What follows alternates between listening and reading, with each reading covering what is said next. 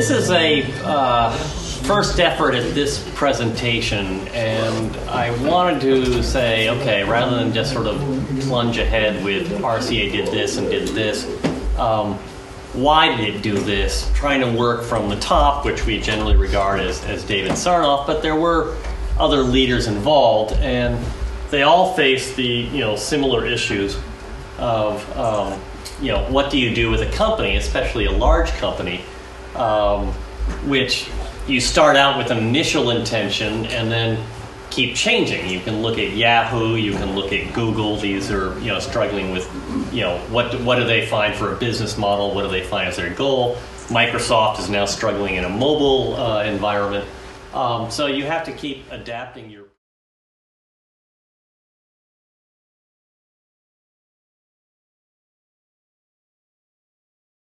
up, and you're trying to decide which one is the best one, and if you sort of lack a certain amount of self or corporate discipline, you end up diffusing your interest, get into businesses you don't understand, or markets you don't understand, or customers you don't understand. You try to build on your intellectual assets, whether it's patents, whether it's entertainers, talent, trademarks. What are you trying to build that people will buy, that you can invest and develop on? And presumably most importantly, because you're a business, is you need to make a profit. And RCA didn't do this for a lot of years. And then finally, because you keep plunging forward and there's all sorts of factors out of your control, some within your control, that you're trying to prepare for as you continue to make a profit and develop and evolve. And hopefully, as a corporation especially, last beyond the lifetime of your founders. And with RCA, it didn't quite work. I'm not quite certain if we'll get to that. But let's sort of think about, what does a chief executive have to do to look at the big picture? They have to think operationally. What are all our different divisions? Are they working together, responding to market changes, crises, opportunities that show up immediately? Thinking long term, whether it's 3 years down the road, maybe it used to be 5 years down the road. The horizon time keeps getting shorter as you see the generations of software especially change ever faster. You then have to make decisions, choices, draw on various experts and advisors and those people that you trust or like working with. And then you work within limits, whether it's your ownership, because RCA was owned for its first 10 years, first 13 years, by Westinghouse and General Electric, and AT&T had shares in, controlling shares in it, or your board of directors, which in this case often ate out of David Sarnoff's hand, and then began to evolve as he left the picture. You also have issues with large companies with federal regulation. Are you trying to monopolize a market? Are you abusing your workers? Are you helping the war effort? Are you not helping the war effort? How much money do you have? Do you want to borrow money? Do you want to float more stock? What kind of expertise do you have to carry out what you want to do? So all of this is to try to give us, peons for the most part, an idea of from instead of looking down to up, let's try to look top down. So I don't know, this is where I began to fall apart, because I don't know that we'll fulfill all this, but you could break it down into the origins of RCA, 1918, 1919, 1920. Where did it come from? Why is it there? The big change in the 1920s with broadcasting. The equally big change, rather unexpected, of the Depression and the effort to innovate and develop markets out of that. World War II, another sort of semi-unexpected development, at least the way that it came. And then post-war investment from 1943 onward. You're 2 years into the war when you're the United States, and already in 1943 they're beginning to plan for post-war television, radio, phonograph, music playing investments and so forth. So consumer electronics.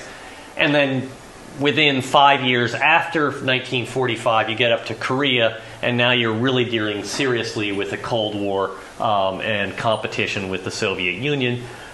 Communications, let's just leave that out of it for now. And then 1949, RCA finally breaks even, begins to make a net profit on 20 years of investment in electronic television. This is black and white TV.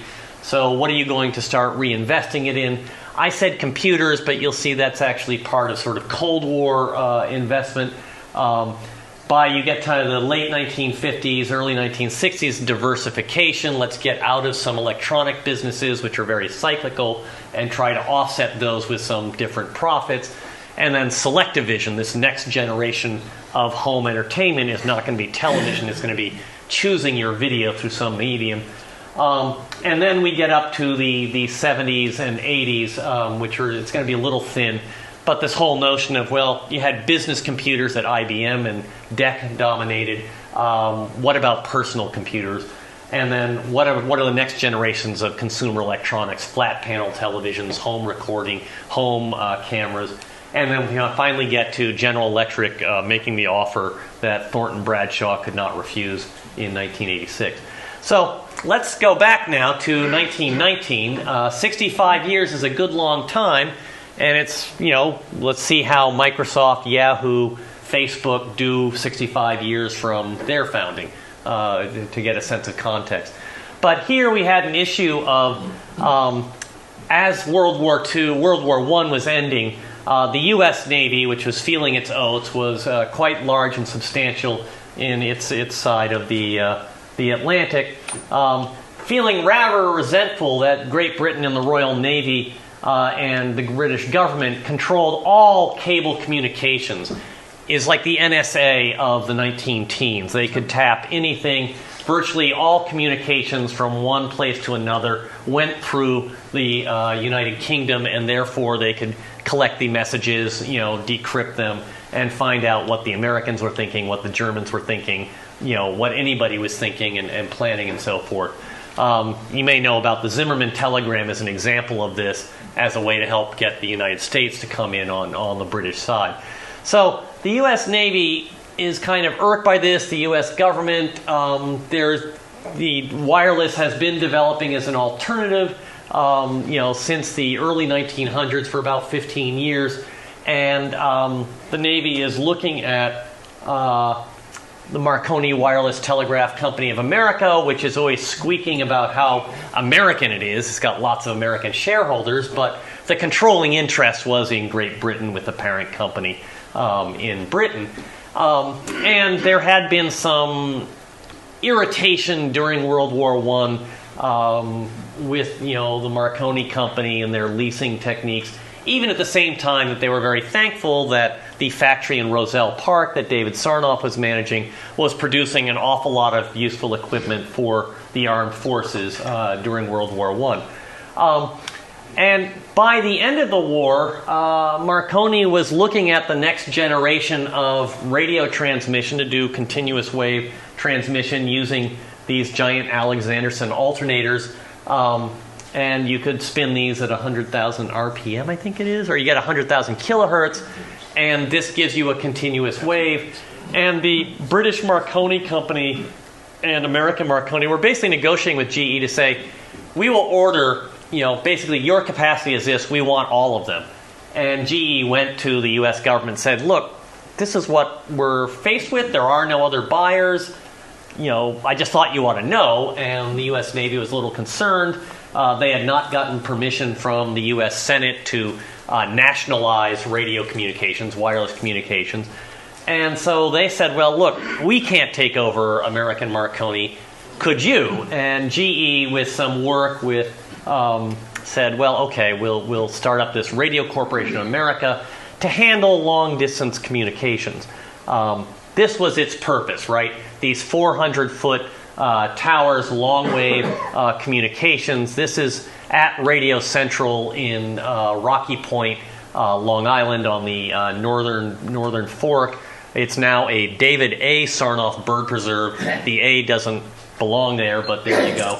And the whole notion was you would then be doing basically corporate and government business and the occasional wealthy private person using just like a regular telegraph system. Most common people, middle-class people, didn't use telegraphs that often.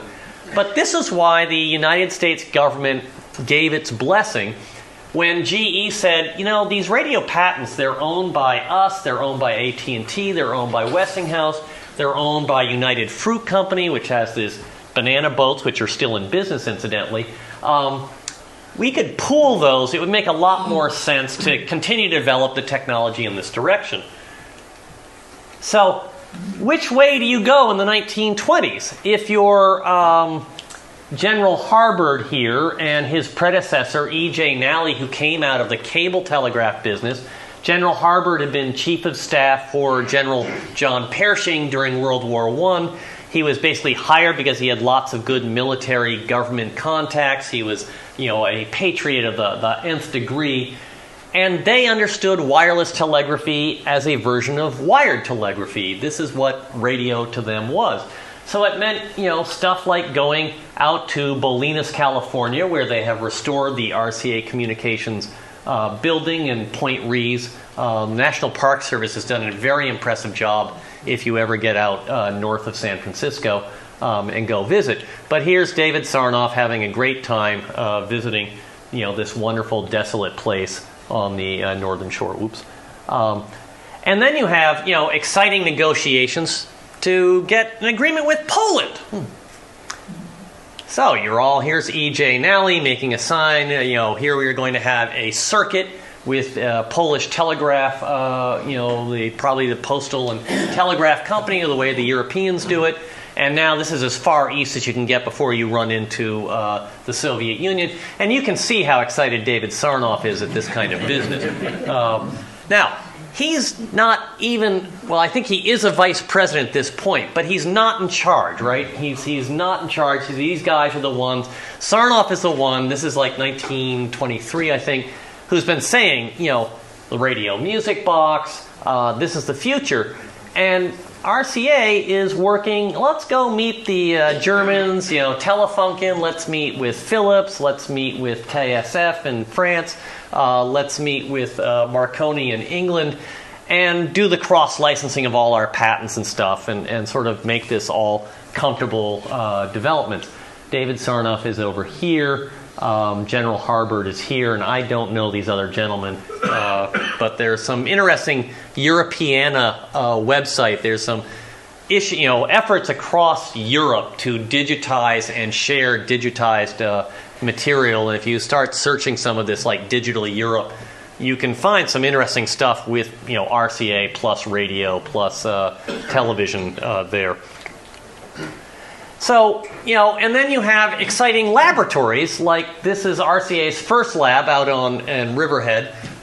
It started in a World War I surplus tent, and this guy is scratching his head with a slide ruler or something. I think this was kind of a posed picture. But this was, that's the excitement, or is this the excitement? Broadcasting. All these World War I soldiers coming home and joining those 10,000 amateurs that were buying Elmer Bucher's, how to do it books and the DIY maker faire, ethic of radio was in place and getting rolling here in 21, 22. And you had an opportunity to show off the great artists of the time, right? Kids, guys with ukuleles and phone booths, at the Detroit News. This is where the action is. It's also where the money is. It ended up, as Sarnoff predicted, it was a gross profit of 10 times what you got from communications, wireless communications. And, this notion of it's not just business and corporations. It's, as Sarnoff said, the next generation of this technology is to get into the home, and that's where we should be going. And his bosses just kept saying, nah. And then in 1922, you had this first beginning of the process of massive diffusion and explosive growth. This is from their first catalog. I think this is your copy that I scanned. Somebody loaned this to me, and I got an opportunity to I just remember.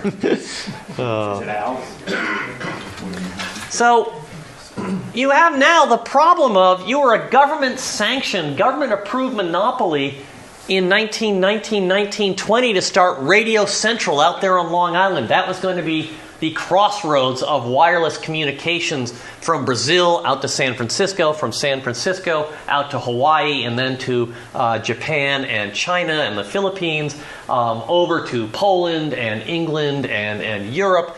This was going to be, the nexus. And instead, you now have this broadcasting just sort of exploding, and you have no manufacturing capacity. Nobody expected you to make stuff. You have no network for broadcasting. Sarnoff has to start by saying, well, we're going to use superpower semi-microwave, wireless transmission, because AT&T was saying we're going to start our own network, which they did. You have rampant patent infringement from all those 1920s radio companies like FATA that start up and say, hey, we're building radios. Nobody's really paying attention. You have no sales or distribution system. Who's selling radios? You're going to have to go out and start building up with dealers of presumably Victrolas and Brunswicks and Edison phonographs. And then you need to actually have warehouses and distributors in each major city and so forth. And who's going to service this stuff? Because this beginning period that radios don't work very well, the batteries leak, whatever. This is what you're missing, and you've got to invest in as an executive. So the solutions over the course of the 1920s, you're pushing your owners, and Sarnoff now, he was the Cassandra saying, look what's going to happen, it happens, and now you start to look to him for answers, and you say, we've got to buy a manufacturer. And Victor, the founders, Eldridge Johnson, has basically, had a nervous breakdown and gotten out of the record business. His son doesn't seem terribly interested in taking over. It's owned by, these Wall Street manipulators.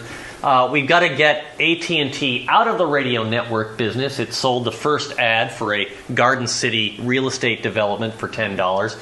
And you have to go to the feds and say, look, AT&T already has a government-approved ability to monopolize and provide universal service for telephones. Do you really think they ought to be doing this with, radio as well? And, there's a lot of pushing and shoving, and they finally get, convince AT&T, get out, rent us the, cables, and we'll start this national broadcasting company network combining your network and ours.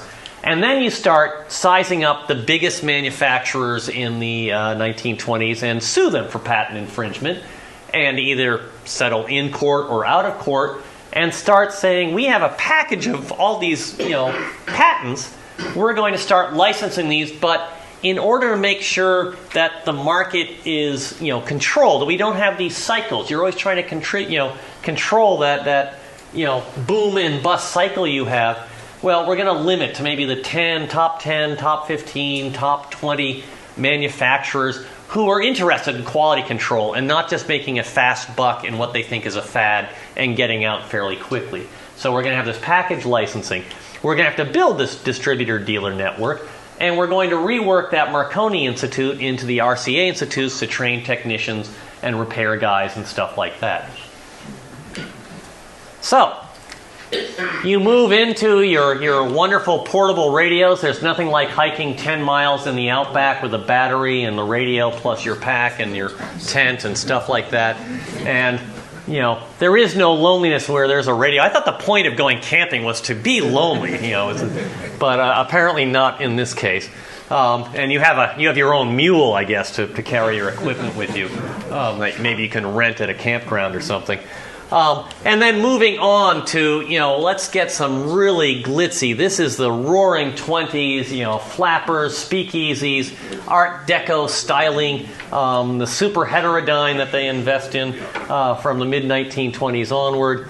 And then you have your Radio Institute, formerly the Marconi Institute, that they say 1909, the oldest to do your repairs.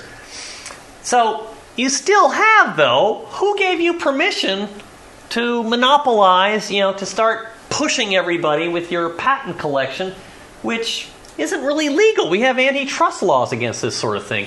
And in 1925, the Federal Trade Commission sort of starts this process, which gets ruled against it for reasons that are a little unclear to me. But apparently they were saying, that's okay, we set this up for the Department of Justice to go after them, which is going to happen in a few years. In the meantime, Sarnoff is like, okay, we're cleared, FTC says this is all right.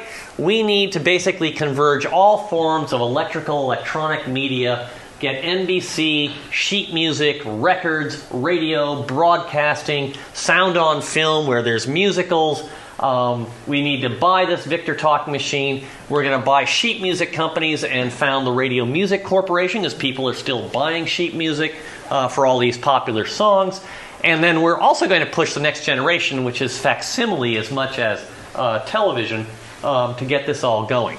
So here's Sarnoff looking at General Electric's, I think his name is Albert Hoxie, Hoxie's Palophotophone, which is the variable width, not the variable density. AT&T, after doing the initial Vitaphone, did a variable density grayscale soundtrack, and General Electric had one where, if you've ever looked at some of those optical soundtracks, it's the one that became the standard until a few years ago of this variable width.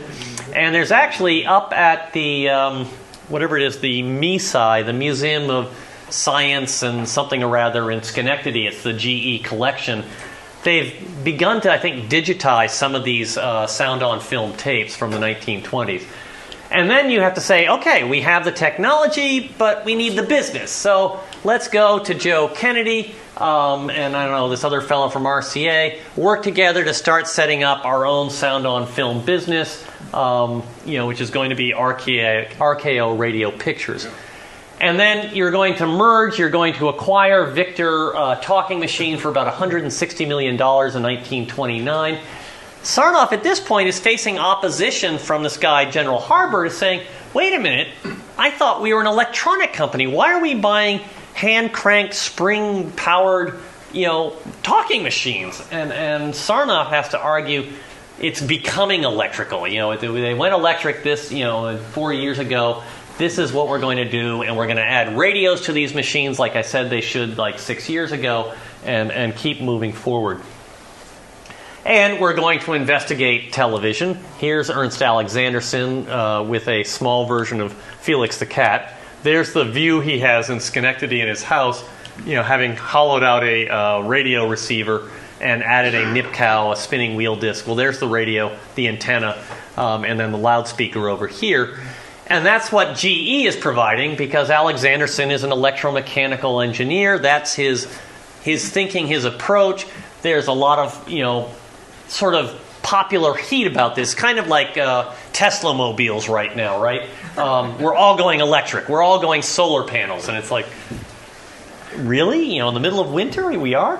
How is this going to actually work? And on the other side, you have out in Westinghouse, Vladimir's work in this Russian emigre, showing off, here's the electronic display, the cathode ray tube. I'm still working on the camera. That's the really hard part. But everything changes. You buy this, 2 weeks later, the stock market crashes.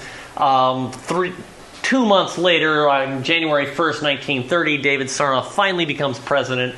And 2 years after that, the Department of Justice nails you for antitrust and is threatening, we're going to break you up, we're going to close you down, we're going to split you up into your different parts.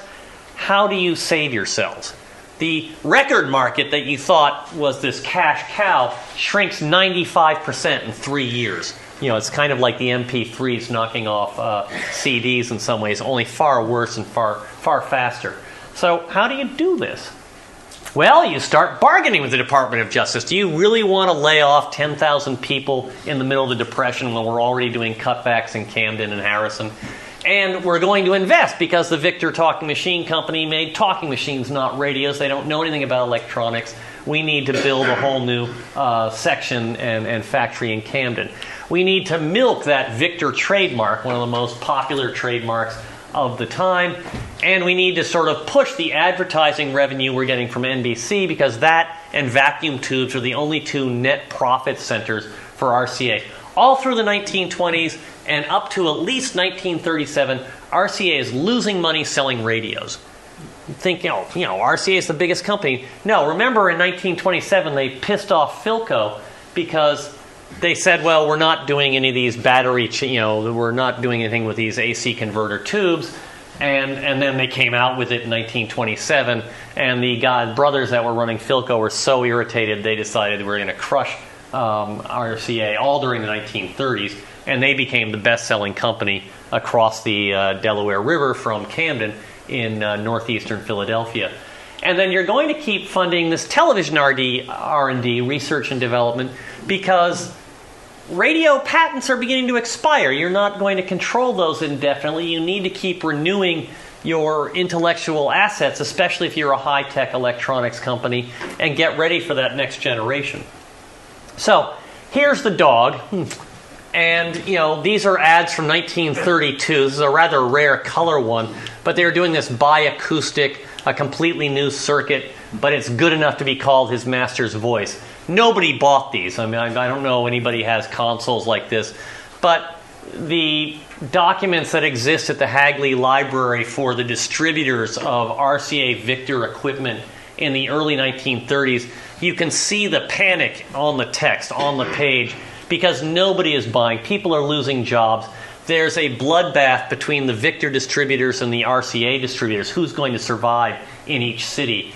And, they're setting unreasonable sales targets to the salesmen, and they're all just going crazy. And you're advertising, you're trying to remind people, don't worry about RCA, think about the dog. And in fact, they try to make the dog dynamic, right? This is not Nipper's usual pose. It's something different. Let's shake people up a little bit. And I got 2 more octaves of music. And in the meantime, back at Camden, where you've dragged all these guys from East Pittsburgh and Schenectady, and some from New York at the RCA labs, and you brought them down to that godforsaken place called Camden. It was godforsaken back then. I just want to let you know that's the way they thought of it. And here's Vladimir Zworykin with his rather small crew. I mean, it wasn't as big as the one at EMI in England, for example, but they're the ones that worked out how to, bake a plate with insulated pixels, basically, photoelectric sensors, and get them so you didn't have the charge leaking and dragging. So you began to have this, you could scan it and get Zworykin's face in 1933. And then you're going to have to come to terms with Philo Farnsworth here doing a demo of his system in front of the Franklin Institute on what is now the JFK Parkway in Philadelphia. You should note the large lamp there and the dummies. These are not real people, but they're mannequins, because the amount of light he needed for his system, the image dissector, you needed this in August of 1934 in the middle of the day. But he has some basic patents. RCA appeals them in the Circuit Court of Appeals. They lose. They do not take it to the Supreme Court. But they aren't commercializing, so they're going to see if we can work around it. By the time in 1939, when they're saying, okay, let's settle up with him and license these rights from him, because the next generation of camera sensors, and we're going commercial, we need to do this.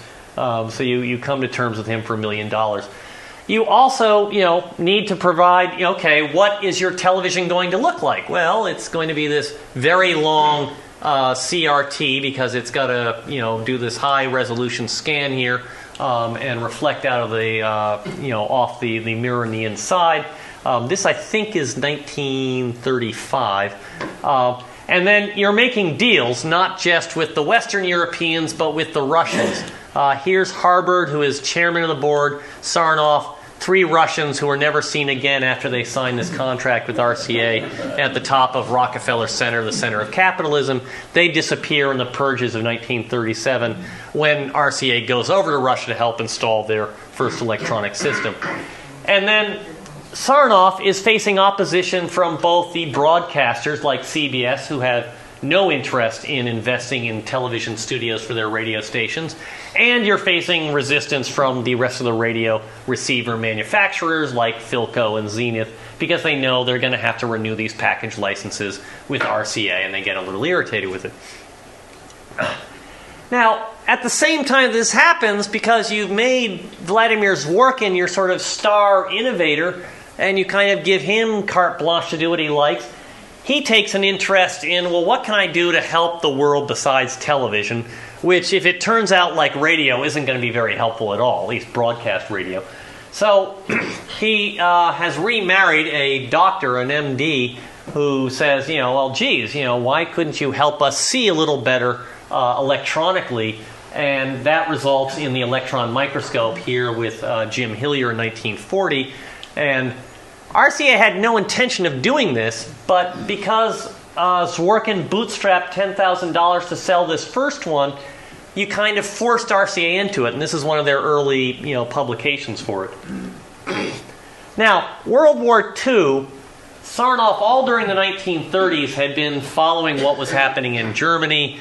The Japanese had basically nationalized Japan. Victor Corporation forced RCA out of Japan after RCA helped build the JVC factory.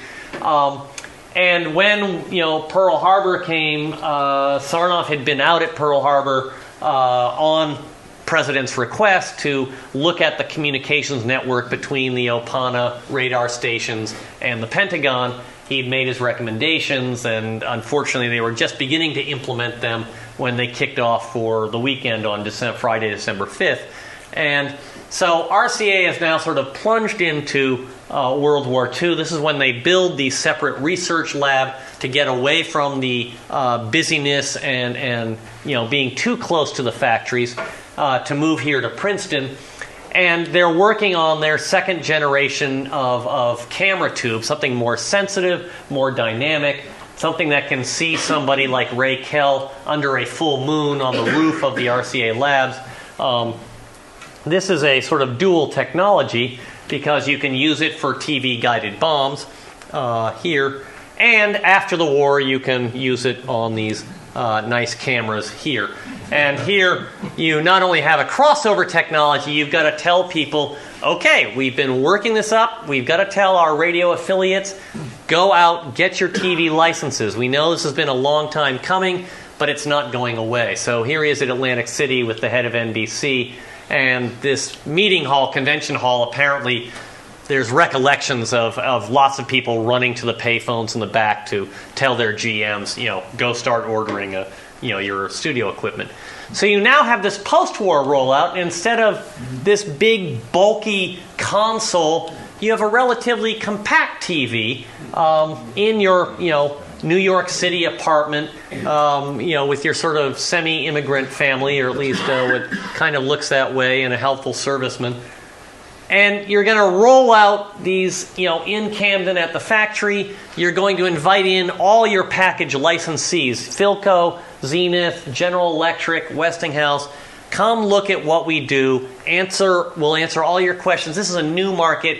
Everybody makes money in an expanding market. That's not when the dogfight starts. This is the opportunity for everyone to collaborate. So jump in. But what's unexpected is CBS, this traditional broadcaster, in the late 1940s, ends up doing a whole series of things that really tee off David Sarnoff. One of them is coming up with the color version of a Nipkow disc, is the three-color wheel, three primary colors, red, green, and blue, spinning, and saying we can do this in cameras and we can do this in the home, and this is simple and easy, and we can just skip black and white television entirely.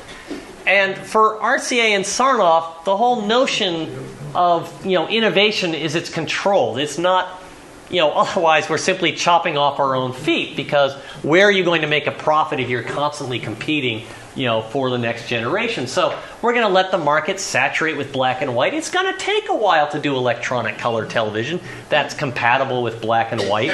So, people are working on that in Princeton, but not with any urgency, until these guys come out and, with Peter Goldmark, start showing off a number of very clever, very successful demos. And the FCC, which has a former CBS station owner as its chair, say, we like this. We agree. We don't care. There's not many people doing black and white. So it becomes a race in the late 1940s. How many TVs can RCA and the other manufacturers get in the hands of the public to build up resistance to switching over to a color system that also technically is quite arguably inferior? And one way you could, justify that is to say, has any other country, from Japan to Western Europe to North Korea, decided to go to spinning wheel color television systems first? And the answer is no. So, this was the issue. And this ended up forcing RCA into spending a heck of a lot of money to push the single tube color television that's compatible with black and white. That is, a black and white set will get the the brightness signal from the color set. The color set can show only the brightness signal from a black and white signal if necessary, but can also do the color. And then they managed to get the rest of the manufacturers, the National Television Systems Committee, to join in and say, we all agree with this, even as the FCC has decided CBS is right, and we're going to go ahead with this, much to CBS's surprise. So you can imagine the sort of ups and downs at CBS's management, where they thought, we just thought we're making things difficult for RCA. We're provoking them a little bit. We didn't think anybody would take us seriously. And then they began to entertain, hey, maybe we can make this work. Maybe we should get into manufacturing. Maybe we should buy one of the worst tube manufacturers in the country to make our televisions. So there's a lot of ups and downs here between 1946 and 1954. RCA, when it finally gets approval in 1953, rolls out the big color tubes here in Lancaster, Pennsylvania, puts together these sets on the production line, these CT100s in Indiana, and then you can look at, well, did the sales work out? I mean, this is sort of the hubristic, let's cross our fingers and hope. What happened in black and white? This is black and white television sales here from 1946 to 1958. So 12 years. You can see it rises up to 1950. Then the Korean War takes some steam out, and then it gets going again until about 85% of American homes have televisions in 1958. So you thought, okay, by the time we're looking now at 1953, 54, RCA is looking back at this and saying, this is what we'll do with color. So we both start out with 5,000 sets, but then, next year, nope, not quite. 1956, other manufacturers got into it. Then they all got out because it was expensive. They weren't very good. It dropped down to 47,000 color televisions in 1957. So if you're looking, or 58, so if you're looking for collectibles, 1958 color TVs would be a place to keep your eye out. So then, they end up having to settle up with the Department of Justice, which has been chasing them for 25 years, to do open up their patent licenses to all domestic manufacturers for broadcasting technologies. And then the other companies begin to come in, and now you begin to get the sales pull up. And this is where the money rolls in from 62 to 66, and this is what's going to fund the next generation of innovation. There we go. So while this is happening, you've now got also this Cold War. You have a defense aspect to RCA that some of you know from Moorestown, and Camden became the defense group as the consumer electronics moved out to the non-union Midwest. And then later, as in the 1950s and then much more in the 1960s, you're going to sort of start reinvesting your payoff here. So let's go to computers, which during World War II, RCA was trying to make a computer in a vacuum tube. This is the Computron. If any of you guys find these at a yard sale, let me know. It never exactly worked. This guy, Warren Weaver, who was a big mucky-muck at the National Defense Research Council that had funded the labs on this. This is Jan Reichman saying we can deflect electrons and bounce them off and hold them with capacitors, cathodes, heaters. And we can use this and then program to do extremely fast calculations when you're doing targeting for gunfire directors for anti-aircraft guns. Because that's what the Navy and the military need, is like, how do we shoot an airplane flying 350 miles an hour or faster? This isn't biplanes anymore. And then you migrated onto this giant electronic system. This is an analog computer for guided missiles to, and here's your displays, these plotters here, and you have 7 guys to operate this in shirt sleeves, because those, I think this is 4,000 vacuum tubes behind those things. It's not as much as the ENIAC at UPenn, because it's a little more modern. And this guy here, Art Vance, is an extremely good circuit designer. But you need a lot of air conditioning and a lot of replacement. But the whole point here was to do the Talos missile system, the Regulus missile systems for the U.S. Navy. It went out to eastern Pennsylvania. But the other issue, as a component is, the hard part of this electronic computing was memory. How do you store stuff? And you could do it on punch cards, but punch cards are 150 years old or so. So could we find something a little more up to date? And Reichman, this is him, said, well, instead of a Computron, how about a Selectron that can select data off of capacitors? We have 256 bits in here for $8,000, and you can get information out of this. 256-bit DRAM for $8,000, pretty good price. They couldn't quite get this into the Joniac computers that John von Neumann was developing at the Institute for Advanced Study.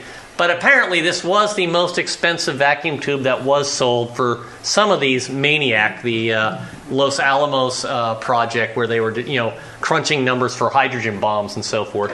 And then, Reichman said there's got to be a better way, and he, simultaneously with this guy, Jay Forrester, who gets all the publicity at MIT because MIT is still around and RCA is not, they both did magnetic core memory. You use a matrix, you have all sorts of circuit addressing, so you manage to pick out individuals on this XY grid and flip the polarity, from north to south to give you digital memories of ones and zeros. So you've got that, and you're sort of pushing computers, but not as much as IBM because you're stuck with color television. Sarnoff can't give that up. All your money is burned into that. And IBM, which is at the verge, they've already been doing, mechanical calculators, electromechanical calculators. Young Tom Watson is taking over from his father and saying, we need to go electronic, but we need to hire about 150 top-ranked engineers and scientists to do this.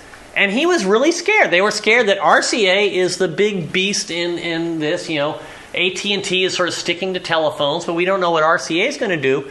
And they were really surprised that RCA didn't really match them in the 1950s, but RCA couldn't afford it. So they were kind of stuck. And IBM, pushed into electronic computers and obviously did extremely well. In the meantime, you had this Transistors, another government-funded project, started at Bell Labs without, I think, their own internal funding. But then you're saying, fine, how do we make standard transistors? How do we mass-produce transistors? And the Army is the only one that can afford these suckers at $7.50 a piece. So you ended up with a lot of military investment behind transistors in the 50s, transistor mass production. And then you had the funding for things like MOSFET, here with Stephen Hoffstein doing a little MOSFET IC, very low power, even lower power CMOS here, complementary metal oxide semiconductor field effect transistors. And you'll notice that this has a ceramic base, which is typically what you use for military. They're extremely stable, heat resistant, and good if you're putting things on tops of rockets and jet planes and so forth like that. And this ultimately leads to a fellow named Joe Weisbecker designing the logic for the first CMOS microprocessor, the 1802, which ended up being the largest produced microprocessor in the world in the 1970s because it was used in the automotive industry. Intel was not doing this. And you're sort of thinking, where's the funding? What couldn't you? And they just, RCA couldn't push the funding into Somerville, New Jersey, where their center for making these was. And then you also have, in terms of this sort of solid-state electronic stuff, you have Paul Weimer saying, well, we can use thin-film transistors deposited on glass to make a solid-state imager, a flat, just a chip camera here with a wireless transmitter. And I think there it is there. And then Bell Labs comes up with the CCD initially for memory, but they also realize it could be used for cameras.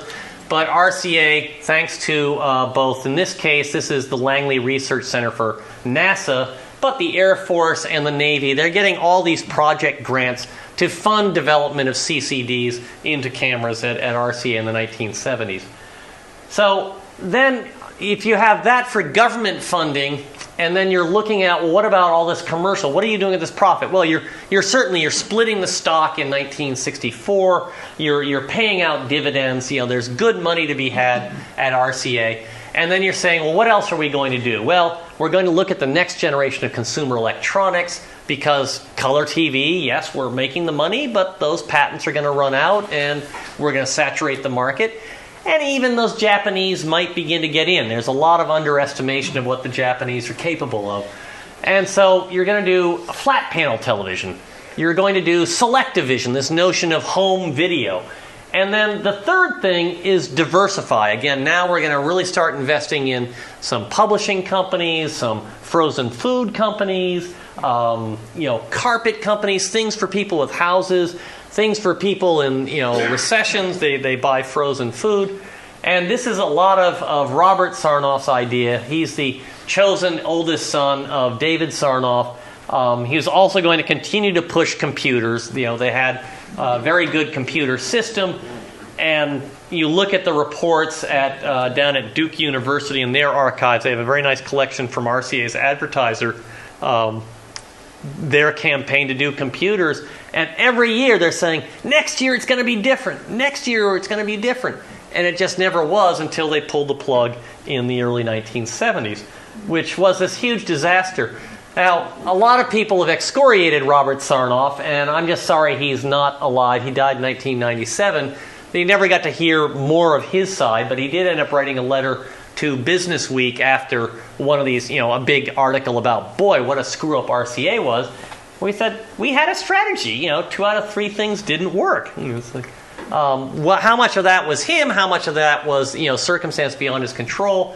The flat panel started with Sarnoff in 1956 or 51, saying, I would like 3 presents for my 50th anniversary in electronics to develop for the future of RCA. And one of the things I have in mind is a flat panel display so we can get these boxes out of our living rooms and watch TV on the wall. And he wasn't terribly happy with this, but it led to there being sort of an open, project ticket or work order for anybody who had an idea for flat panel television at the labs here.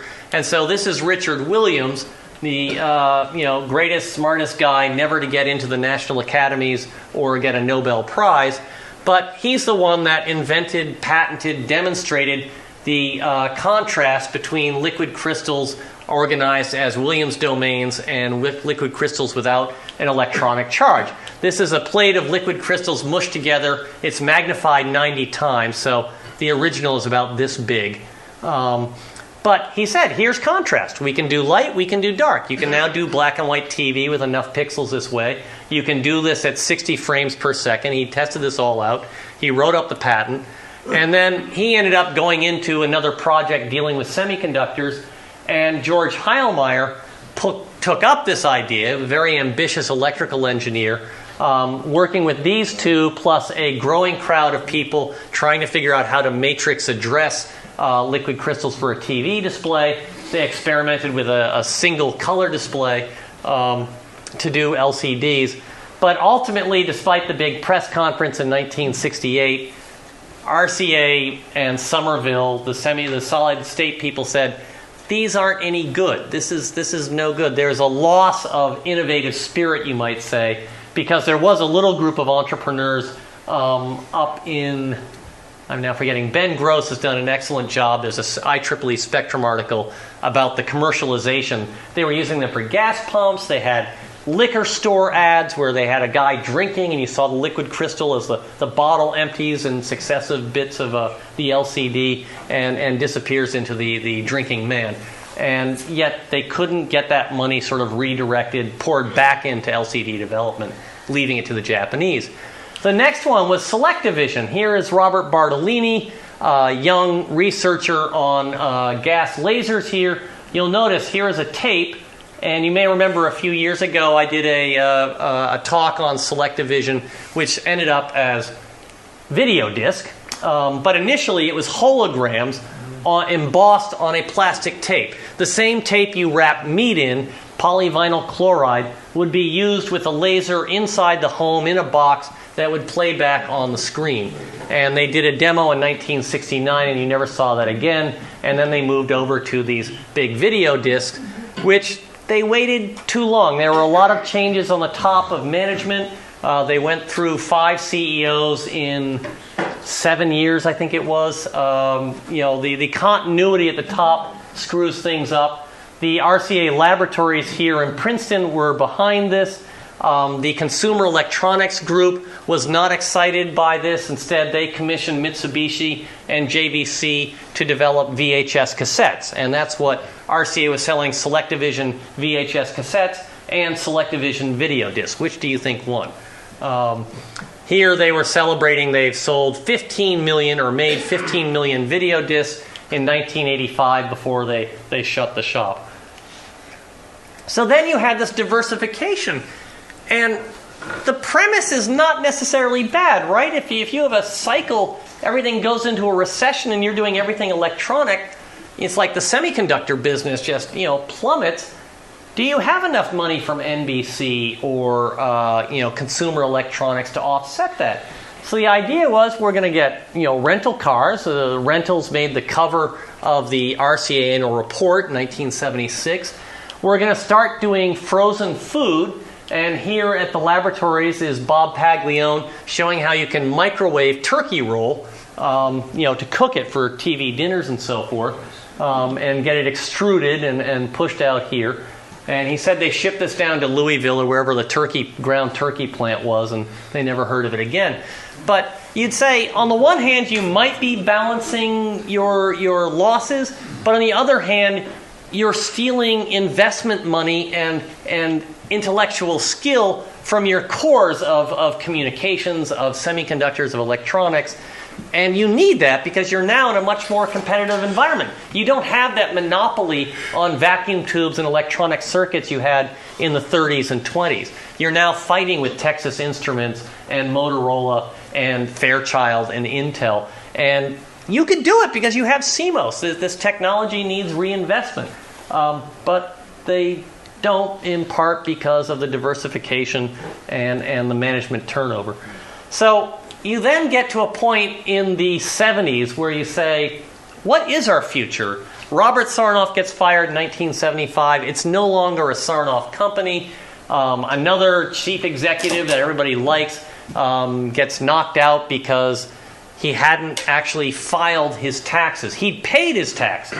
He'd had withholding covering everything, but he hadn't filed his taxes, and it was so embarrassing for a Fortune 50 or Fortune 20 corporation to have a CEO who didn't file his tax returns that he got booted out.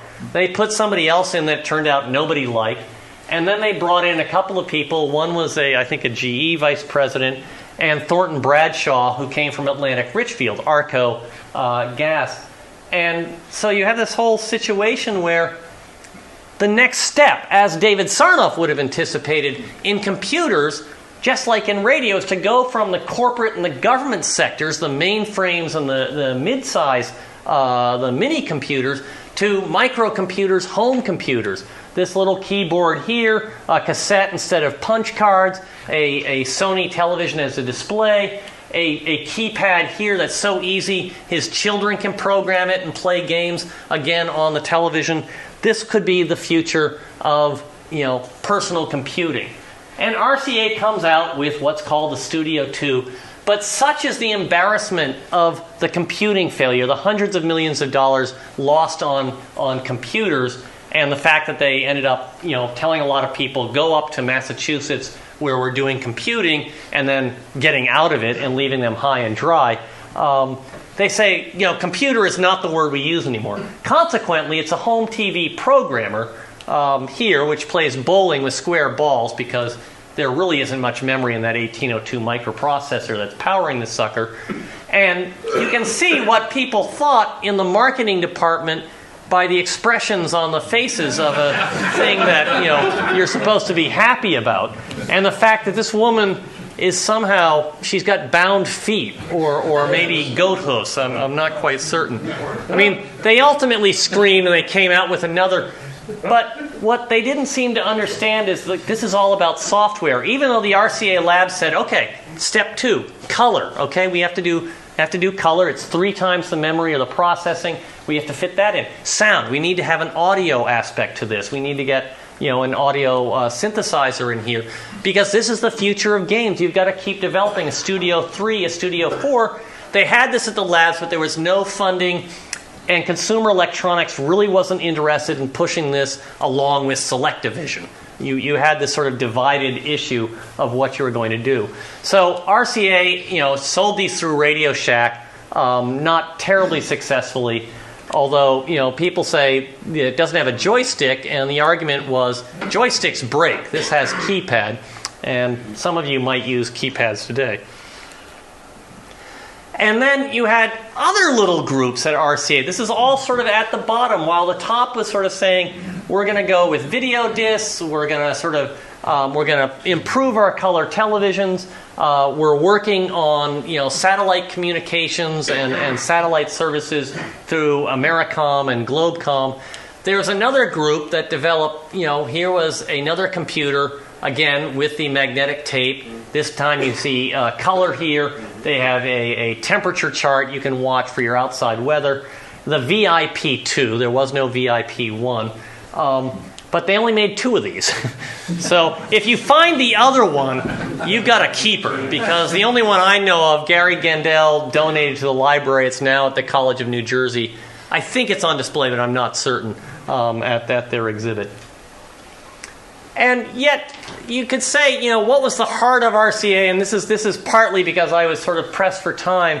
But there were people working on the future of entertainment is digital. Before HD TV, there are people working on interactive communications, teletext systems that would stream, information between the frame reset, each of the 30 frames per second you get on TV. You could get data about the Yankees versus the Dodgers in the World Series. And you make sure you had the logo running there. You brought back the dog, and you're doing this in color. And then you had interactive video games with a joystick this time, inserted in floppy disk here. She's now grown up, incidentally, and is a very successful graphics designer, Miss Dixon. But all of it came to naught because GE had been sort of, under young Jack Welch was sort of eyeing, we're looking for assets, things that are complementary to what we have. We only want to be number 1 or number 2 in any of our businesses, and if you can't show me how you're doing that, we're not keeping you. And they were looking for, who else can we get in together with? And Lazard Freres, Felix Rohatyn, says, well, I happen to know, some people at RCA. I've helped them finance a number of loans and so forth. Why don't we introduce you to Thornton Bradshaw? And there's, to me, is sort of the tragedy is Thornton Bradshaw was, I think, 65 years old. He wasn't a young, dynamic, executive. He was a guy who was sort of picked having made his career at Arco. And he was supposed to steady it, and they got rid of some of their diversified things. They were focusing on communications. They were supposed to be focusing on semiconductors and improving their color televisions with CCD comb filters and so forth. But ultimately, GE kind of made him the offer he decided he couldn't refuse. The stockholders, the majority stock shareholders, couldn't refuse. And we're giving it all up, And you sort of wonder, what would have happened, out of the blue, say, you could have said to Steve Jobs, look, I know you're building up Apple out there on the West Coast, and you've done really well with your computer. How would you like to run a much bigger company and have all this system stuff so you could do your iPads and stuff a lot earlier? And it's like, who knows? But the point there is there's a certain contingency. It's not inevitable that RCA had to go this way or that way. It happens to be who's the CEO you have in charge that's taking over the company. So I will stop at that, somewhat sad moment and take any questions you have. Thank you. Yes? I associate Thomson Electronics with RCA. What was that? GE got rid of its consumer electronics by selling or giving the consumer electronics division to Thomson, which is a French company. And in return, Thomson gave GE its medical imaging business and patents. And you may know that GE has very good medical imagers in part for that reason. Well, I'm sorry. Yeah. Dr. Alex, when we see RCA products, I seem to see them in Kmart right now. Yeah. I'm thinking of antennas and The brand is still, I mean, the trademarks don't go away. That's an intellectual asset. There's a little group of lawyers out in Indianapolis that runs the patent and trademark RCA or Thomson RCA patent trademark group. And they sold the consumer electronics ultimately to the Chinese. And I think those are all made in China. Of course, yeah. And they keep that brand name because there are good Americans like you that still like that modern, RCA logo. But is it Thomson still? No, it's China's. It's a Chinese. China owns the consumer electronics, and you just put the brand name on. Really Sort of like Kentucky Fried Chicken without the kernel. It stands for really cool antiques. Yes. United Fruit. So, Yeah. So GE makes sense, Westinghouse makes sense, AT&T. But where does United This is a Fruit great come story. in? Go ahead. This is a great story. What does United Fruit specialize in? Bananas, you said. Right. They're in Costa Rica, right? Well, all over the Central America. This is the banana republics. It's the power of your demand for breakfast bananas on your cornflakes ends up in dictatorships in Central America, and these American companies like Chiquita and so forth running these places. And their issue is they may not have refrigerated ships in the 1920s. I don't know when refrigerated came in, but they need to know what was the weather like. Are we going to get fast? So the radio became very important for communications, for timing shipping, and what port you might dock at in the United States with your shipment. So they had a need, but GE, Westinghouse, and AT&T all had, they had the wherewithal. Apparently, United Fruit had a couple of patents that were maybe it was antennas. I think they bought a big chunk of wireless specialty apparatus. Okay, in Boston, right? Okay. Yeah. And who I think was an Armstrong licensee, among other things. Okay. And had invented crystal detectors and all that kind of stuff. So I also had another Yeah. question. So I had always thought that RCA was the result of nationalization and then re-industrialization. Okay. But you said not. You said that Marconi was not nationalized. No, they Okay, did it so through then- the private sector. So then what happened to American Marconi? Because RCA was created. Right. So did they coexist? At the No, period of well, time? yeah. I mean, there is a shell. I mean, there's an American Marconi Corporation. Corporations are really hard to kill, and I know how hard it is because I had to kill the David Sarnoff Collection Incorporated. So it's not easy. It's like a vampire. These zombie corporations, and you keep them because they might be useful. But it's a shell, and all of its assets are basically transferred or sold for $1 or whatever it is to this new corporation, Radio Corporation of America. With personnel. With personnel. And eventually, I'm assuming at this point, American Marconi has been dissolved and no longer exists. Yes, sir. What about JVC? I think Japanese Victor. Yeah. Did that have some connection with RCA? Japan Victor Corporation was one of the many. I think it started out with the Victor Talking Machine Company as one of their branches, and when RCA bought Victor in 1929, they acquired the controlling assets in JVC. And in the early 1930s, they sent a guy from Haddonfield, New Jersey, over there as a vice president to build a new factory to build better record players. I didn't hear about radios. And he stayed there until 1937 when the Japanese army basically had taken over the government and said, we want this for ourselves. So then it became just totally... Well, it's still JVC, but yeah, it was independent. Cut off from RCA. Well, no, because after the war, actually, even before the war, and presumably during the war, I don't think they were actually getting anything during the war, but they're licensing patents from RCA.